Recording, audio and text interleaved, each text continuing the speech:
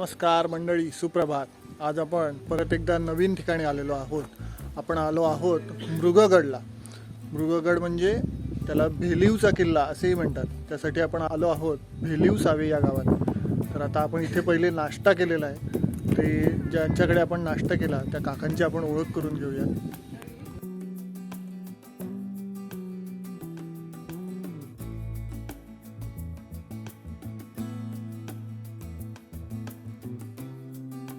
नमस्कार काका. नमस्कार. तुमचं नाव सांगा पहिले. अनंत बबंदले. ओके, तुमचं नाव सांगा. अनिता आनंद दळवी. बरं, आता मला सांगा, इथे आपण मृगगडला आलेलो आहोत आणि इकडनं आपल्याला मृगगडला वरती जायला सांगता किती वेळ लागेल?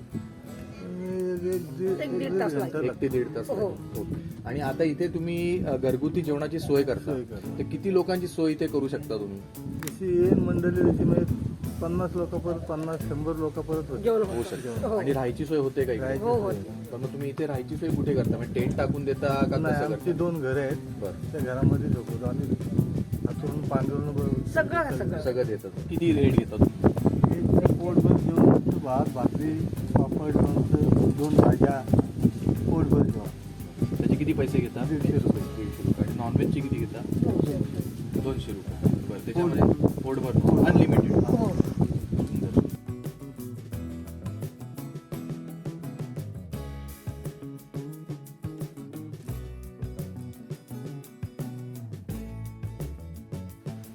तर मंडळी, तुम्हाला हे मंदिर दिसत असेल आणि या मंदिराच्या बाजूने येणारी पायवाट ही या किल्ल्याकडे जाते. तर या वाटेने तुम्ही पुढे चालत आलात की तुम्हाला हे पठार लागेल आणि या पठाराच्या समोर बरोबर तुम्हाला किल्ला दिसत असेल. तर हा तो मृगगड किल्ला आहे जिथे आता आपण जाणार आहोत.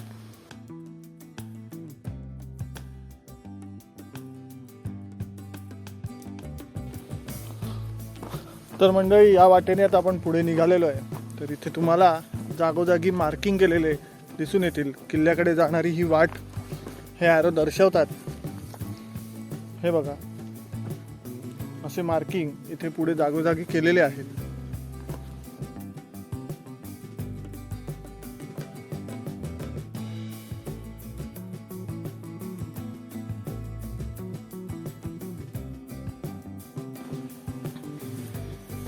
इथून पुढे तुम्हाला असे बोर्ड लावलेले दिसून येतील. दुर्गवीर प्रतिष्ठान यांच्या मार्फत ते लावलेले आहेत.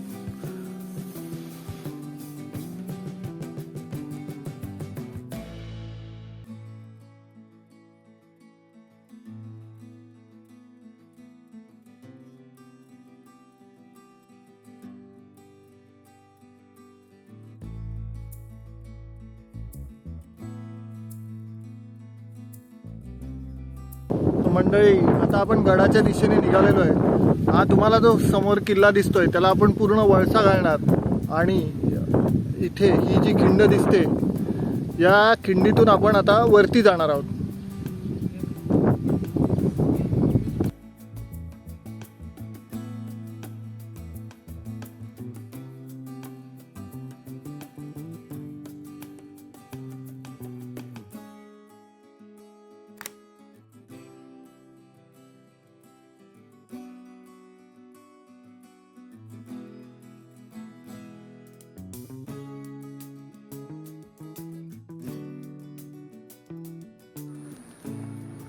आणि ही बाजूला तुम्हाला गडाची भिंत दिसत असेल. मस्त कातळ अशी भिंत आहे ही.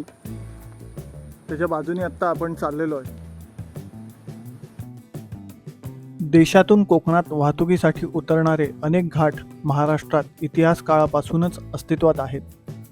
नाणेघाटासारख्या प्रसिद्ध घाटवाटेबरोबरच सव्वाष्णी, नाणदांड, बोरट्याची नाळ, कावळ्या घाट या घाटांची नावंही चटकन डोळ्यासमोर येतात. लोणावळ्याच्या टायगर स्लिप पॉईंटपासून एक सरळसोट घाट कोकणातल्या भेलीव गावात उतरतो. भेलीवमधले स्थानिक ग्रामस्थ जरी या घाटाला पायमोडी घाट म्हणत असले तरी इतिहासात हा मार्ग सवघाट म्हणून प्रसिद्ध आहे. या सवघाटावर बारीक नजर ठेवण्यासाठी मध्ययुगात एका लहानशा पण भौगोलिकदृष्ट्या महत्त्वाच्या मृगगड उर्फ भेलीवच्या किल्ल्याची निर्मिती झाली. मृगगड किल्ला हा रायगड जिल्ह्यातील सुधागड तालुक्यातील एक डोंगरी किल्ला आहे.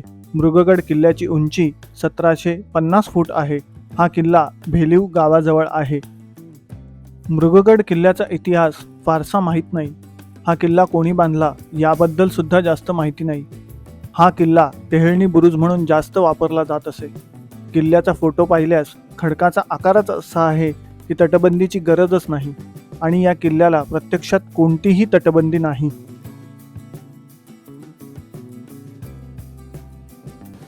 तर मित्रांनो, इथून आता चढणीचा हा रस्ता सुरू झालेला आहे आणि आता ही समोर तुम्हाला कातळ भिंत दिसते.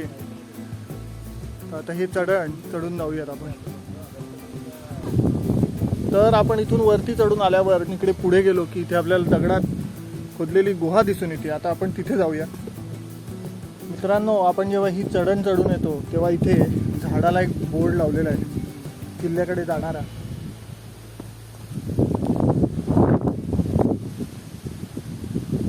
त्या बोर्डपासून उजव्या हाताला वळलं तिथे गुहा आहे दगडात खोदलेली, तिथे आपण जाऊ शकता.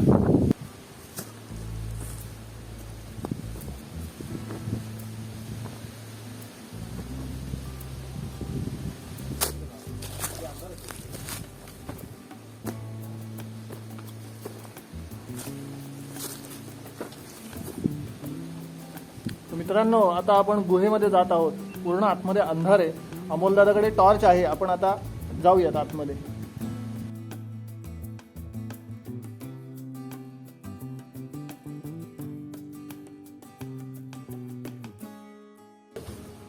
चौकोनी अशी गुहा आहे. बसतच आतमध्ये जावं लागतं.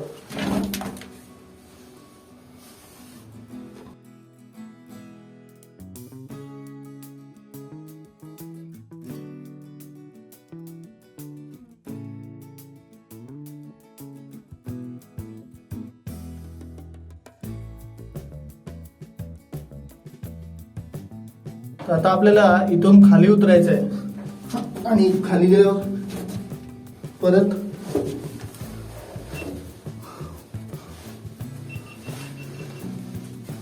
परत खाली बसून अजून एक इथे गुहा आहे छोटीशी.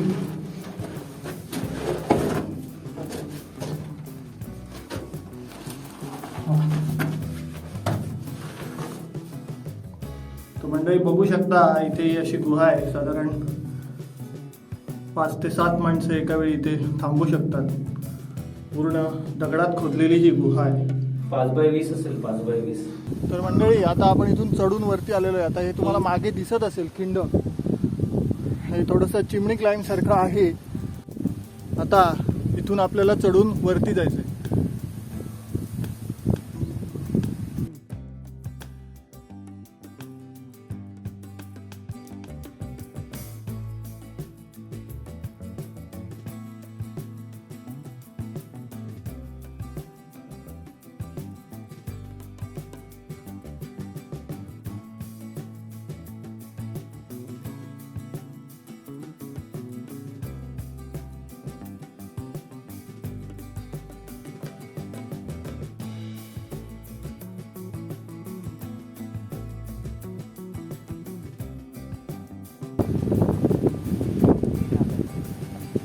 खिंड चढून वर आल्यावर तर इथे आपल्याला पुढे जायचंय.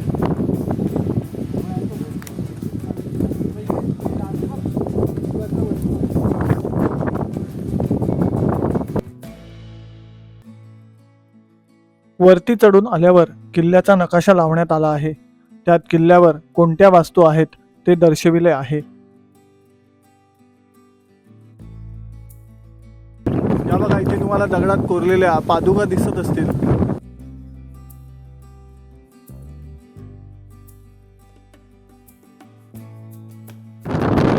या नकाशावर किल्ल्याविषयी थोडीशी माहिती दिलेली आहे.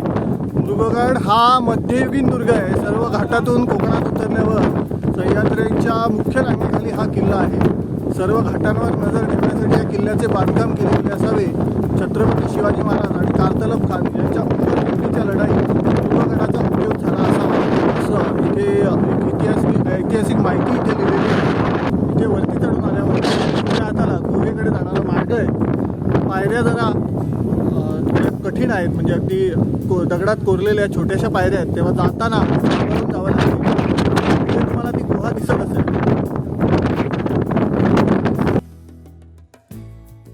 मृगगडला जाण्यासाठी खोपोली हे रेल्वे स्टेशन सर्वात जवळ आहे. पायथ्याशी असणाऱ्या भेलीव ते खोपोली हे अंतर 30 किलोमीटर आहे. खोपोलीपासून पालीकडे जो रस्ता जातो त्या रस्त्यावर जांभूळपाडा हे गाव आहे. मृगगडला जाण्यासाठी जांभूळपाड्याहून माणगाव मार्गे भेलीवला व्यवस्थित डांबरी सडक असून हे अंतर साधारणपणे 12 किलोमीटर आहे. जांभूळपाडा येथे जाण्यासाठी खोपोली व पाली येथून नियमित बसेस व खाजगी वाहने उपलब्ध आहेत. भेलीवकडे येतानाच आपल्याला पूर्वेकडे पसरलेली सह्याद्रीची अजस्त्र रांग दृष्टीस पडते आणि त्यापासून सुटलेला बेलाग असा मोराडीचा सुळकाही दिसतो. भेलीवच्या मागेच मृगगडाचा 3-4 शिखरांचा छोटा डोंगर गावाला कुशीत घेऊन उभा आहे. या शिखरांपैकी शेवटच्या 2 शिखरांच्या मधल्या घळीतून किल्ल्यावर जाण्यासाठी पायवाट आहे.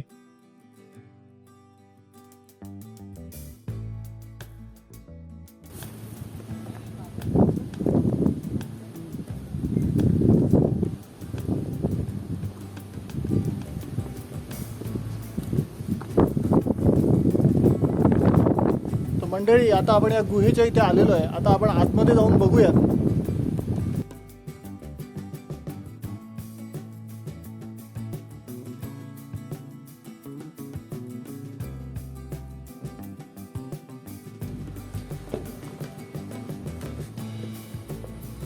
तर इथे बघू शकता ही गुहा चांगली पुरुषभर उंचीची आहे, जास्तच आहे, खोल आहे चांगली. आता आपण आतमध्ये जाऊया.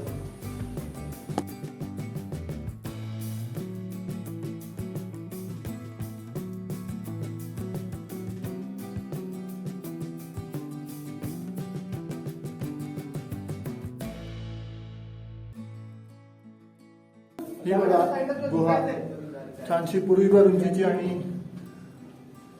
स्वच्छ अशी ही गुहा आहे. खूप मोठी आहे. इथे साधारण 5 ते 10 माणसं एका वेळी राहू शकतात अशी सुंदर अशी ही गुहा आहे.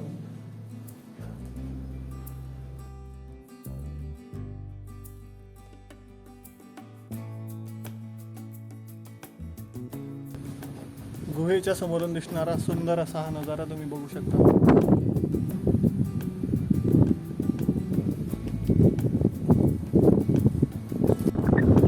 मंडळी, गुहा बघून आपण परत आलेलो आहे आणि आता या पायऱ्या आपल्याला लागल्या. मृगगड किल्ल्याच्या नजीकच असलेली उंबरखिंड ही जागा छत्रपती शिवाजी महाराज आणि कारतलब खान यांच्यातील लढाई दरम्यान मोक्याची ठरली होती. उंबरखिंडीच्या या लढाईत मराठ्यांनी मोगल सैन्याचा निर्णायक पराभव केला. ही लढाई गनिमी काव्याचे एक उत्तम उदाहरण ठरली. किल्ल्याच्या माथ्यावरून खाली पाहिल्यास वाघदरी आणि उंबरखिंड ही गावे दृष्टीस पडतात.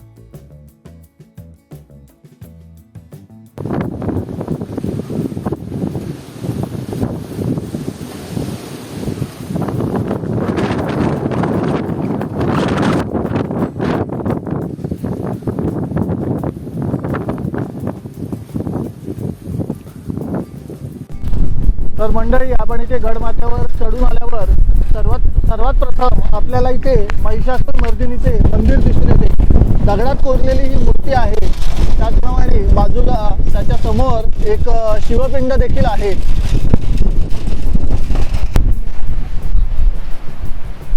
बहुतेक हे जातं किंवा काहीतरी असावं. वाड्याचे अवशेष असावेत. इथे थोड्या पायऱ्या वगैरे आपल्याला दिसत आहेत. मंदिराच्या बाजूलाच हे अवशेष आहेत.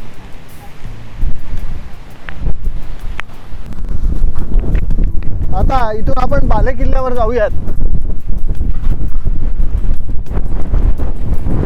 जोरदार असा इथे वारा चालू आहे सध्या, त्यामुळे कदाचित तुम्हाला आवाज माझा स्पष्ट येणार नाही. इथेही झाडाखाली काही अवशेष दिसत आहेत आपल्याला.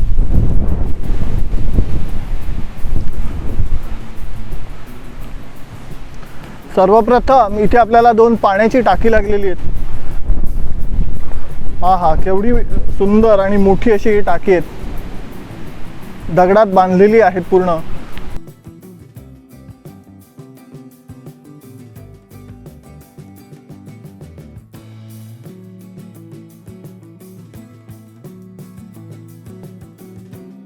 इथे अजून एक पाण्याचं टाकं आहे. हे दगडात खोदलेलं आहे व्यवस्थित.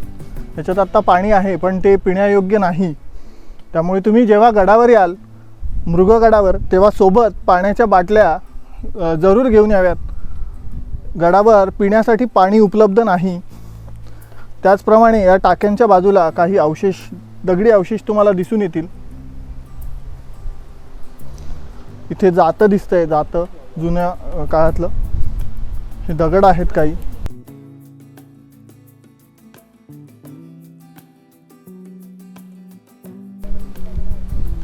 हे बघा, हे पाण्याचं टाकं, दगडी टाकं, म्हणजे दगडाने बांधलेलं आहे. हे बांधीव टाकं आहे पूर्ण. केवढं मोठं असेल. जेव्हा ह्याच्यात पाणी भरत असेल तेव्हा पाण्याचा किती मुबलक साठा इथे उपलब्ध होत असेल तुम्हाला अंदाज येईल. आणि ह्या टाक्याला लागून इथे दगडी पायऱ्या आहेत. ह्या खरं तर ह्या इथून खाली उतरण्यासाठी आहेत, पण ह्या पायऱ्या उतरून गेल्यावर इथे हा मार्ग बंद केलेला आहे किंवा पूर्वीपासून बंद असेल, त्यामुळे ह्या पायऱ्यांचं नक्की प्रयोजन लक्षात येत नाही. इथे टाकी बघून पुढे आल्यावर दगडी अवशेष इथे काही बघायला मिळते.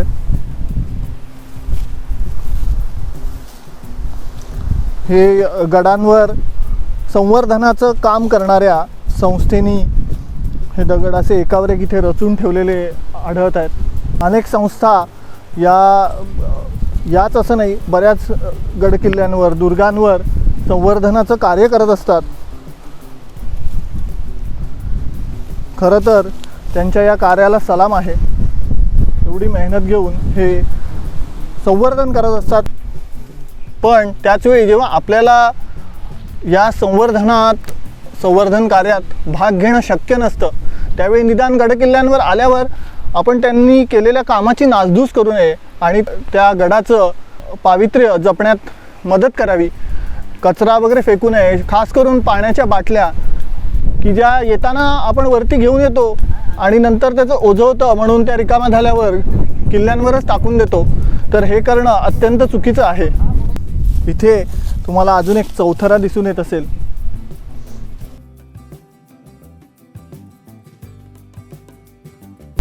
आता आपण बालेकिल्ल्याकडे जाऊयात. गडाचा बालेकिल्ला हा सर्वात महत्त्वाचा भाग असतो. पूर्वीच्या काळी असं मानत की बालेकिल्ला पडला म्हणजे गड पडला, म्हणजे शत्रूंनी त्या गडावर विजय मिळवला.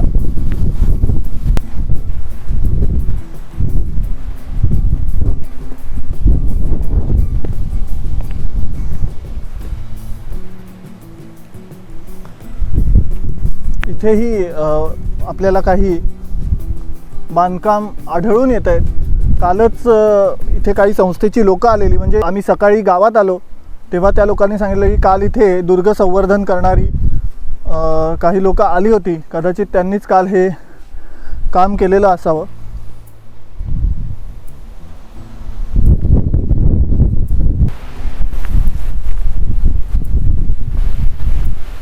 आता आपण पूर्ण बालेकिल्ल्यावरती आलेलो आहोत. इथेही काही वास्तूंचे अवशेष आपल्याला दिसून येत आहेत.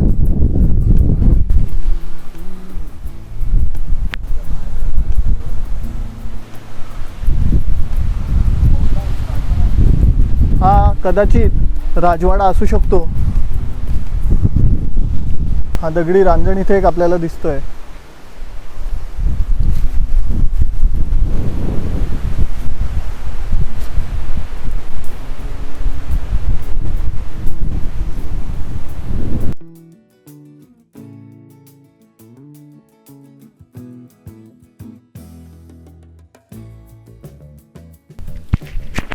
राजवाड्याच्या मागच्या बाजूने खाली उतरून आल्यावर इथे अजून तुम्हाला 2 पाण्याची टाकी बघायला मिळतील.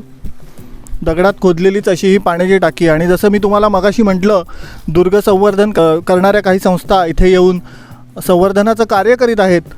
तर इथेही या टाक्यातला गाळ काढण्याचं काम सध्या चालू आहे. काल काही लोकं आली होती, त्यांनी काही काम केलं. त्यानुसार बघा इथे तुम्हाला बाहेर काढलेला गाळ दिसत असेल. राजवाड्यापासून आता आपण पुढे जाऊयात. राजवाड्यापासून जेव्हा आपण पुढे येतो तेव्हा उजव्या हाताला एक आपल्याला टाकं दिसतंय. त्या आता आपण टाक्यापाशी जाऊयात. नकाशावर दाखवलेलं खांब टाकं ते हेच आहे. तुम्ही बघू शकता हे किती मोठं आहे. पूर्ण दगडात खोदलेलं असं हे टाकं आहे. सध्या त्याच्यातही गाळ साचल्यामुळे पाणी नाही आहे, पण त्या काळी हे टाकं किती मोठं असेल किंवा ह्याच्यात किती पाणी साचत असेल याचा विचार तुम्ही करू शकता. तर इथून पुढे जाणारा रस्ता हा झेंड्याकडे जातो. तिथेही काही टाकी आणि अवशेष आहेत, तर आता आपण ते बघायला जाऊयात.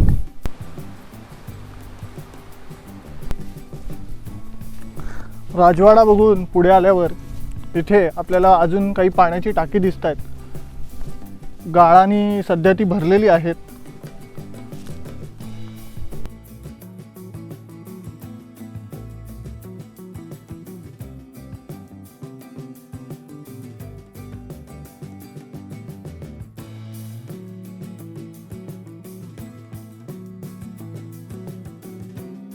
ही जी दोन टाकी आहेत त्यांच्या बाजूला अजून एक इथे दगडात कोरलेलंच टाकं आहे. खरं तर ते कोणीतरी सुरुंग लावून उडवलेलं आहे, त्यामुळे ते आता पूर्णपणे बुजलेलं आहे. इथून तुम्हाला दिसेल त्याचं खाली ते चौकोनी आहे. वरून जरी ते गोलाकार दिसत असलं तरी ते खाली इथे चौकोनी आहे. हे बघा, इथे तुम्हाला निशाण दिसून येईल, सुरुंग लावलेला आहे इथे, त्यामुळे हे दगड ढासळलेलं आहे तिथे आणि टाकं बुजलेलं आहे. तर आपण नकाशावर बघितलं होतं पोस्ट होल असं एका ठिकाणी लिहिलेलं होतं. कदाचित हेच ते पोस्ट होल असतील. आता याबाबत नक्की माहिती नाही आहे, पोस्ट होल म्हणजे काय याची माहिती नाही आहे आपल्याला.